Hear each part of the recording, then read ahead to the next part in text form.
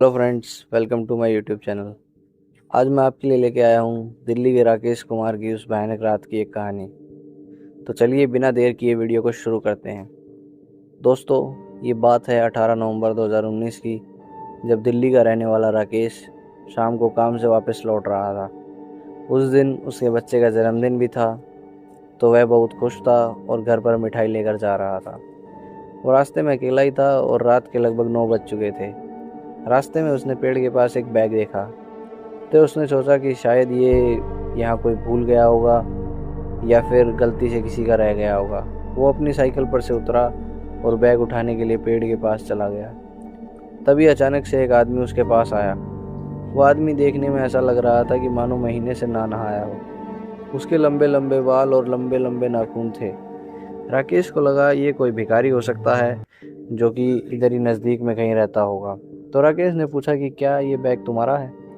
तो वो बोला, नहीं, ये बैग मेरा नहीं है। राकेश वो बैग उठाने लगा तो वो आदमी बोला, भाई आज मेरी बेटी की शादी है, तो मैंने एक छोटी सी पार्टी रखी है। आप भी मेरे साथ चलिए, बारात भी आ गई है। आप बस खाना खाकर वहाँ से निकल जाना। राकेश ने सोचा कि हो सकता है ये गरीब किसी तरह पैसे जोड़कर अपनी बेटी की शादी कर रहा हो, मगर उसकी हालत को देखकर तो ऐसा नहीं लग रहा था कि आज उसकी बेटी की शादी है।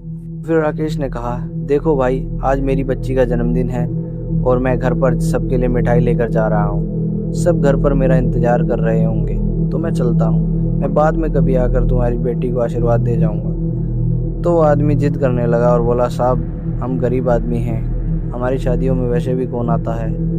आप इधर से गुजर रहे थे तो मुझे लगा आपको बुला लेता हूँ, कुछ शादी में रौनक हो जाएगी। आप ज़्यादा देर मत रुकना, लेकिन खाना खाकर और बच्चों को आशीर्वाद देकर चले जाना।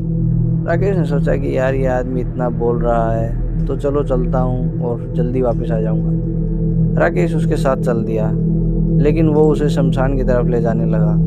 तो राकेश बोला, ये तो शमशान है, तुम मुझे यहाँ क्यों लेकर के आ गए हो? तो वो आदमी उससे बोला, हम गरीब हैं साहब, हम अपने बच्चों की शादी यहीं पर करते हैं। हमारे पास कोई पैसा नहीं होता जिससे हम बड़ा होटल कर सकें या फिर कुछ और ऐसी चीज़ का इंतज़ाम कर सकें। राकेश को ये बात भी ठीक लगी, तो वो उसके साथ चला गया। वहाँ पहुँचकर उसने देखा कि वहाँ पर तो सभी लोग उस आदमी की तरह ही हैं और उसे अब कुछ भी सामान्य नहीं लग रहा था। वो सब लोग बिना किसी गाने बजाने के ही नाच रहे थे और बहुत खुश भी नज़र आ रहे थे। अब राकेश उस आदमी से बोला कि मुझे देर हो रही है, मैं अब चलता हूँ। तो वो बोला कि चलो कोई बात नहीं, खाना तो खा लो, उसके बाद चले जाना। तो वो बोला कि खाना खाऊंगा तो लेट हो जाऊंगा, मैं चलता हूँ। तो वो आदमी बोला, रुको, मैं तुम्हारे लिए मिठाई लेकर के आता हूँ। उस आदमी ने उसे कुछ लड्डू दिए और बोला कि अपने घर परिवार में भी सभी का मुंह मीठा करवा देना। ये कहकर उस आदमी ने राकेश को भेज दिया। राकेश वहाँ से चलने लगा तो एक छोटी सी लड़की भी उसके पीछे पीछे चलने लगी। उसने पीछे मुड़कर नहीं देखा और साइकिल उठाकर सीधा घर चला गया। हालांकि बहुत दूर तक उस लड़की ने उसका पीछा किया। राकेश घर पहुंचा तो उसकी बीवी ने उससे पूछा कि इतनी देर तुमने कहाँ लगा दी, कहाँ थे तुम इतनी देर से, कब से सभी लोग तुम्हारा इंतजार कर रहे थे। उसने अपनी सत्य घटना अपनी बीवी को बताई और वो जो मिठाई जब उसने घर पर पैकेट खोलकर देखी तो वो राख बन चुकी थी, जिससे कि वो दोनों बहुत डर गए थे।